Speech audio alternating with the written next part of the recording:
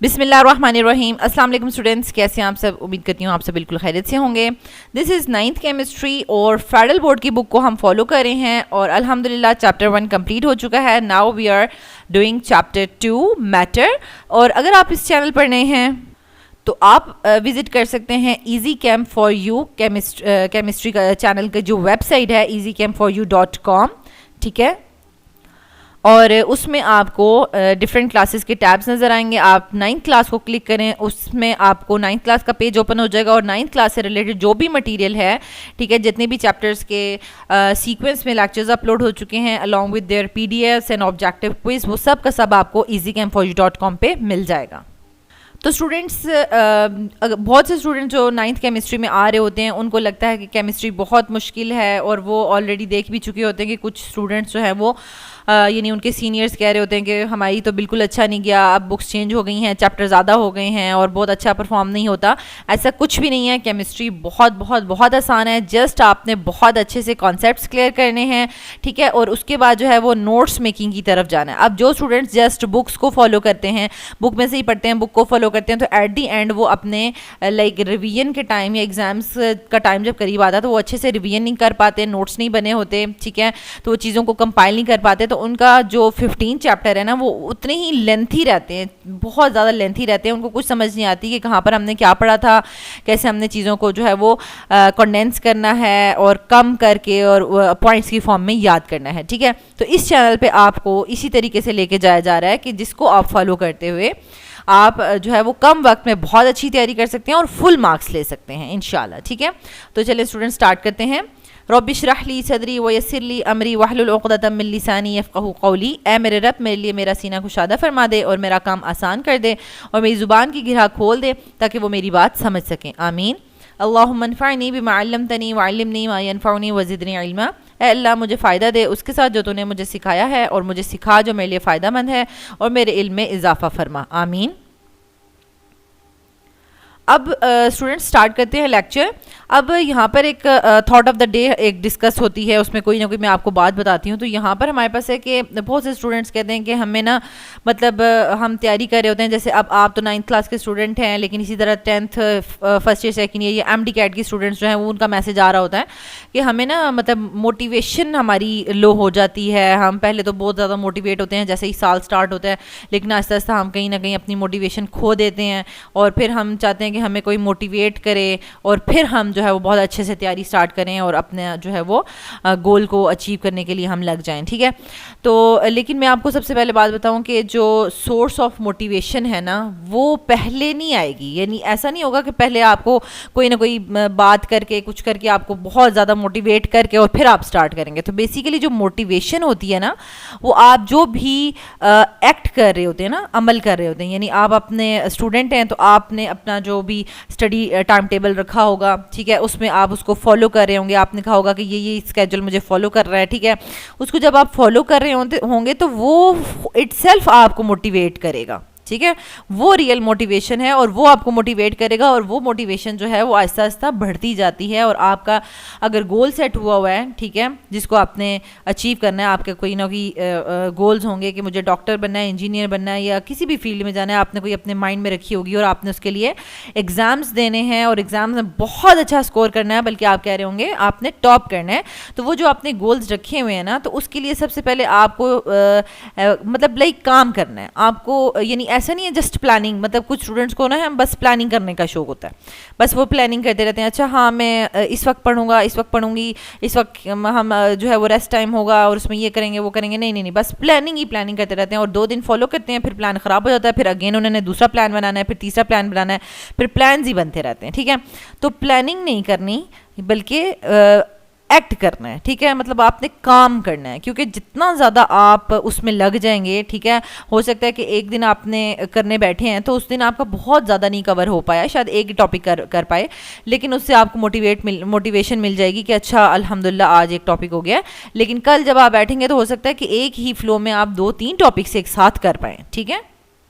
तो ये चीज़ होती है कि मोटिवेशन इटसेल्फ, लोगों को लगता है कि पहले हम मोटिवेट होंगे, हमारे अंदर बहुत ज़्यादा मोटिवेशन होगी, हमें इंकरेजमेंट मिलेगी, तो फिर हम जाके जो है वो काम स्टार्ट करेंगे। No, basically this is motivation is the result of your like actions, ठीक है, यानी जो आपके एक्शंस होते हैं ये उनका रिजल्ट होता है, ठीक है। तो आप बैठे रहेंगे, आप कुछ नहीं करेंगे, आप बस प्लान बनाते रहेंगे और फिर जो है वो कभी भी मोटिवेशन नहीं आती। तो यहाँ से ये चीज़ मैंने आपसे जो है वो शेयर करनी थी कि जो सोर्स ऑफ मोटिवेशन होता है that is basically the action of result of the action. तो अब आपने जो है वो अभी आपका ईयर स्टार्ट हुआ है, आपने स्टार्ट से ही जो है वो रेगुलर रहना है, अच्छे से जो है वो अंडरस्टैंड करना है सब सब्जेक्ट्स को, उनके नोट्स बनाने हैं, और स्टार्ट से ही जब आप नोट्स मेकिंग की तरफ लगेंगे और उसको मेमोराइज़ करने की तरफ लगेंगे तो इंशाल्लाह यही चीज़ आपको मोटिवेट करेगी, और जब आपके स्कूल कॉलेजेस में अच्छे मार्क्स आएंगे तो वो अगेन आपकी मोटिवेशन को इम्प्रूव करेगा और आप अपने गोल को बहुत अच्छे तरीके से अचीव कर लेंगे इंशाल्लाह। ये जो हमारा चैप्टर 2 की स्कीम है, इसमें हमारा आज का टॉपिक है टॉपिक नंबर 3, ठीक है, और इसमें है हमारे पास comparison of elements, compounds and mixtures, ठीक है। बहुत इजी और बहुत मज़े का टॉपिक है और बहुत इंपॉर्टेंट है क्योंकि इसमें से पेपर में भी आ जाता है, ठीक है। Like differentiate between compound and mixture, differentiate between element and compound, या comparison between element, compound and mixture, इस तरह के क्वेश्चंस आपके यानी पेपर्स में आ जाते हैं फाइनल में, ठीक है, या ऑब्जेक्टिव्स में आ जाते हैं कि आपको कोई ना कोई एग्जांपल्स दे दी जाएंगी और कहा जाएगा कि ये एलिमेंट है, कंपाउंड है या मिक्सचर है, ठीक है। तो यहाँ पर देखें, ये नोट्स मेकिंग का जो पर्पस होता है ना कि ये चीज़ों को आसान बनाता है, ठीक है, कंपाइल करता है और आपको अटेम्प्टेशन सिखाता है कि आपने एग्जाम्स में कैसे अटैम्प्ट करना है। जैसे अब ये वाला है, ठीक है, एलिमेंट, कंपाउंड एंड मिक्सचर। तो सबसे पहले मैं आपको यहाँ पर बता दूँ कि ये जो मैंने थोड़ी सी एब्रिविएशन लिखी है इसको आप नोट डाउन कर लें, DCSP, ठीक है। ये डी से मतलब है डेफिनेशन, सी का मतलब है आप कंपोजिशन के बारे में बताएंगे, एस का मतलब है आप सेपरेशन के बारे में बताएंगे और पी का मतलब है आप प्रॉपर्टीज के बारे में बताएंगे, ठीक है। तो DCSP आपने ये एब्रिविएशन जो है वो इस टॉपिक के लिए मतलब आपको याद हो गई, ठीक हो गया, यानी आपके नोट्स में लिखी हुई है, आपको याद हो गई है, ठीक हो गया। अच्छा, अब हम इसी को लेके चलेंगे, ठीक है। सबसे पहले हमने डेफिनेशन देखी, यानी हम एलिमेंट्स को पहले एलिमेंट का यही वाले पॉइंट्स डिस्कस करेंगे, definition, composition, separation and properties, फिर कंपाउंड एंड देन मिक्सचर। सबसे पहले एलिमेंट की अगर हम डेफिनेशन देखें तो डेफिनेशन क्या है, an element is a pure substance made up of only one type of atom, ठीक है। यानी अब कोई भी जैसे हाइड्रोजन आपके पास एलिमेंट है, ठीक है, हाइड्रोजन, ठीक है। अब हाइड्रोजन है तो इसका मतलब है कि हाइड्रोजन एक एलिमेंट है और उसमें बस हाइड्रोजन जैसे ही मतलब एटम्स हैं, बस सब एक जैसे ही एटम्स हैं, उन सब से ही मिलकर ये एलिमेंट बना हुआ है, ठीक है। यानी इस तरह से बस तमाम के तमाम ये जो हाइड्रोजन है, हाइड्रोजन एटम से ही मिलकर बना हुआ है और एक ही टाइप के एटम्स हैं और तमाम एटम्स की प्रॉपर्टीज़ या उनके इलेक्ट्रॉन, प्रोटॉन, न्यूट्रॉन सब एक ही जैसे हैं, कुछ भी डिफरेंट नहीं है, ठीक है। अच्छा, elements contain only one type of atoms, ठीक हो गया। अच्छा, यहाँ पर हमने इसकी साथ डेफिनेशन के साथ कंपोजिशन बता दी कि बेसिकली एलिमेंट जो है ना वो एक तरह के एटम से ही मिलकर बनता है, ठीक है। मीन्स के अगर हमारे पास हाइड्रोजन है तो वो हाइड्रोजन के एटम से ही मिलकर बना होगा, कार्बन है तो वो कार्बन के एटम से ही मिलकर बना है। अच्छा, उसके बाद अगर कोई नाइट्रोजन है तो उसके अंदर तमाम के तमाम नाइट्रोजन के एटम्स ही हैं। तो एलिमेंट्स जो हैं वो उसके अंदर वन टाइप ऑफ एटम्स ही होते हैं, ठीक हो गया। अच्छा, फिर उसके बाद आ जाता है सेपरेशन, यानी अब इसको क्या कहा जा रहा है कि इट कैन, मतलब तीसरा हमारा पॉइंट था ना सेपरेशन का, एस और पी, और फिर प्रॉपर्टी बतानी थी।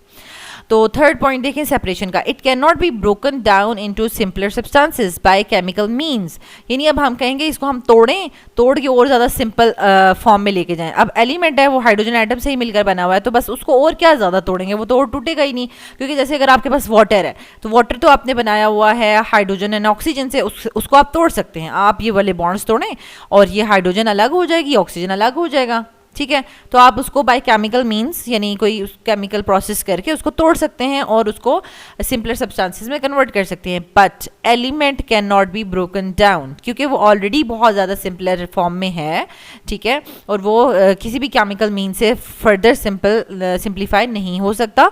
और लास्ट में इसकी प्रॉपर्टीज़ क्या है कि elements have unique physical and chemical properties, ठीक है।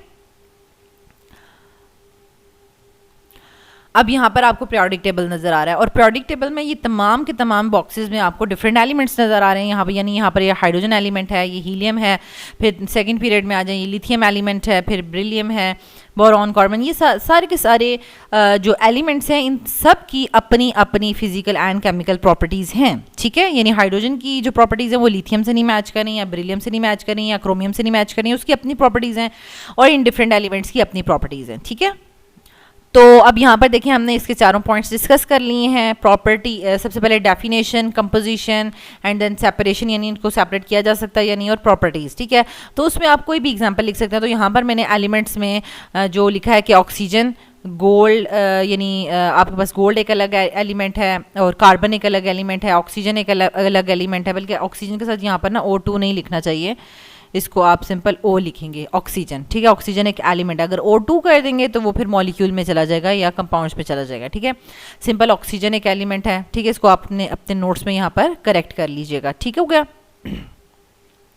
अच्छा, नेक्स्ट आ जाता है हमारे पास कंपाउंड। कंपाउंड में भी हमने वही 4 पॉइंट्स डिस्कस करने हैं, डेफिनेशन और composition, then separation and properties. सबसे पहले डेफिनेशन आ जाती है। A compound is a pure substance made up of 2 or more elements chemically combined in a fixed ratio, ठीक है।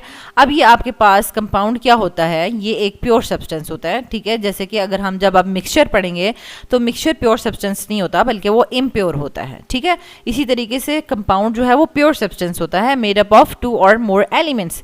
यानी जैसे कि अगर हम बोलेंगे यहाँ पर प्योर सब्सटेंस यानी वाटर कंपाउंड है, ये एक प्योर सब्सटेंस है और ये क्या कर रहा है, it is made up of 2 और मोर एलिमेंट्स, यानी 2 कौन से एलिमेंट्स को मिलाकर ये बना है, हाइड्रोजन एंड ऑक्सीजन को मिलाकर, ठीक है। और वो किस तरह से आपस में जुड़े हैं, दे आर केमिकली कंबाइंड, ठीक है। ऐसे ही नहीं मतलब हमने बस उनको मिक्स कर दिया और काम हो गया, नो, यानी उनका आपस में केमिकल रिएक्शन होगा, बॉन्ड्स बनेंगे और वो केमिकली कंबाइन होंगे इन अ फिक्स्ड रेशियो।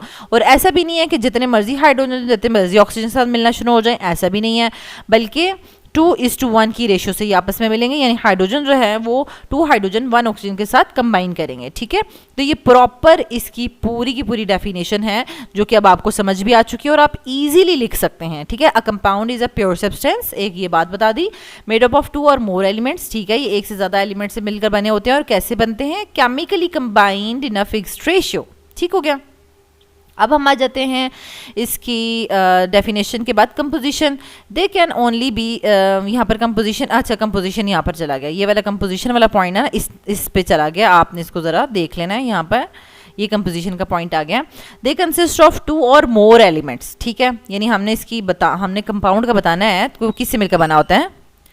अच्छा, यहाँ पर कंपोजिशन में बेसिकली हमने डेफिनेशन में भी बता ही दिया था, लेकिन कंपोजिशन का अलग से पॉइंट है तो हम उसमें अलग से बताएंगे कि दे कंसिस्ट ऑफ 2 और मोर एलिमेंट्स, यानी एक या एक से ज़्यादा एलिमेंट्स हो सकते हैं, ठीक है, और chemically bonded in a fixed ratio, ठीक है।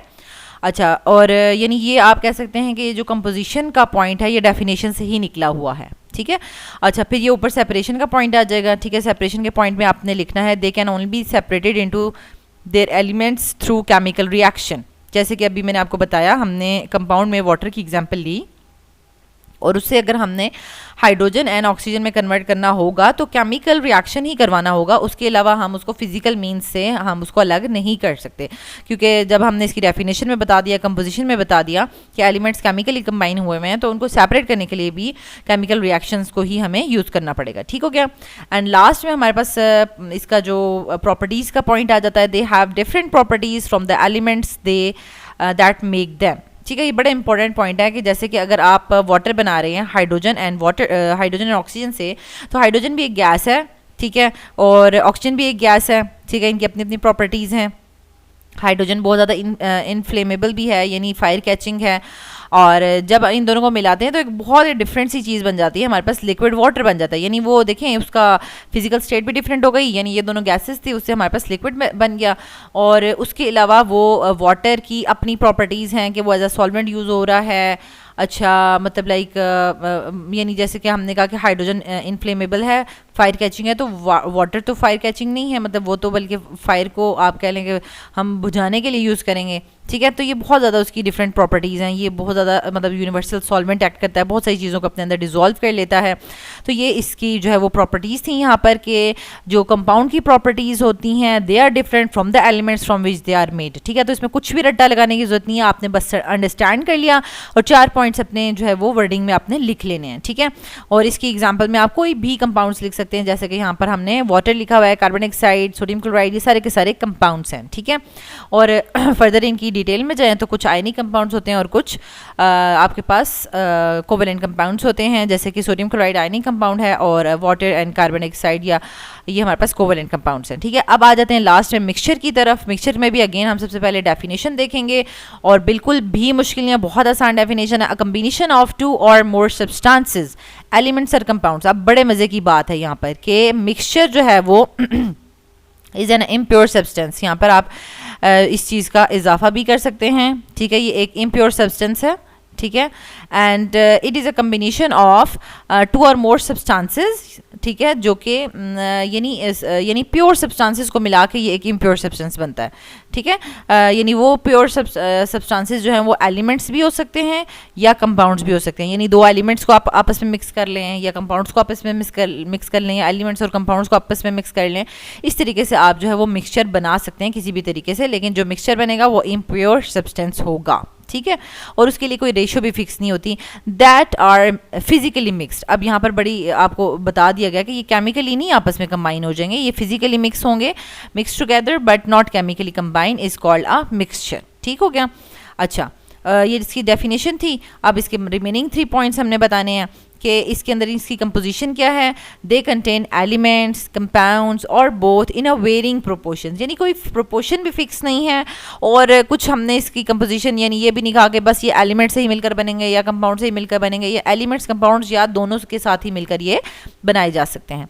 अच्छा, फिर सेपरेशन की बात आ जाती है, तो they can be separated into their components by physical means, क्योंकि जब ये कंबाइन हुए थे, इनको बनाया था मिक्सचर को, तो फिजिकली इनको कंबाइन किया था, तो बाय फिजिकल मीन्स ही इनको अलग भी किया जा सकता है। ठीक है, जैसे कि अब मैं आपको यहाँ पर कहूँ कि आप सैंड को जो है वो वाटर के अंदर ऐड कर दें तो ये मिक्सचर सा बन जाएगा। ठीक है, यानी वाटर एक अलग से प्योर कंपाउंड है और सैंड अलग से प्योर कंपाउंड है, इन दोनों को हम आप आपस में मिक्स करें तो सैंड जो है वो वाटर में मतलब आपको नज़र आ जाएगी। जैसे आप ये घर में भी कर सकते हैं, सैंड को वाटर में डालें तो क्या होगा, मतलब वो तो कुछ रिएक्शन तो नहीं हुआ, बस वो मिक्स हो गए, फिजिकली मिक्स हो गए। अब आपने इनको दोबारा से सेपरेट करना है तो आप फिल्ट्रेशन कर दें। ठीक है, फिल्टर करेंगे तो फिल्टर पेपर के ऊपर सैंड रह जाएगी और वाटर जो है वो फिल्टर पेपर से गुजर जाएगा पास होकर और नीचे जो है वो बीकर में हमें फिल्ट्रेट की फॉर्म में वाटर मिल जाएगा।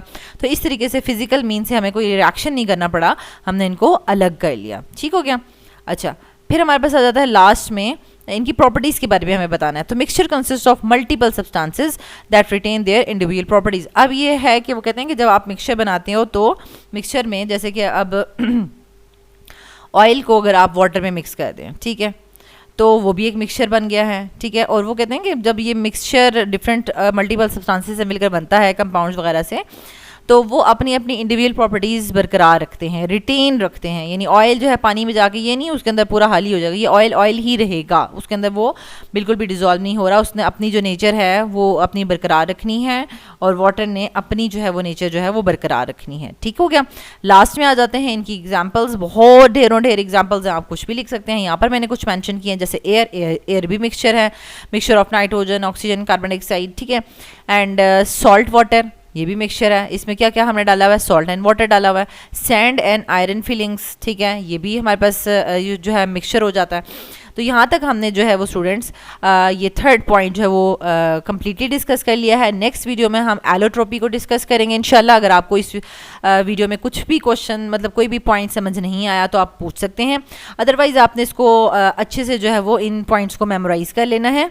ठीक है, और 2-3 दफ़ा आप जो है वो पढ़ेंगे, रीड आउट करेंगे, नोट्स इतने अच्छे तरीके से बने हुए हैं कि वो आपको इजीली याद हो जाएगा। और DSCP definition, composition, separation and properties के पॉइंट से आपने इनको जो है वो मेमोराइज करना है। ठीक है, thank you so much student for watching this video. अगर आपको ये वीडियो अच्छी लगी है तो आप इसको लाइक भी कर दें, चैनल के बटन को भी सब्सक्राइब कर दें और बेल के आइकन को ज़रूर प्रेस कर दें ताकि न्यू आने वाले लेक्चर्स का नोटिफिकेशन आपको मिलता रहे।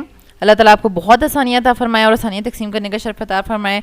आप इस वीडियो को, इस चैनल को अपने बाकी तमाम स्टूडेंट्स के साथ भी शेयर करें ताकि उनको भी केमिस्ट्री में कुछ अगर प्रॉब्लम है, उनके फुल मार्क्स नहीं आ रहे, तो वो भी इस चैनल के थ्रू जो है वो केमिस्ट्री में फुल मार्क्स ले सकते हैं। Thank you.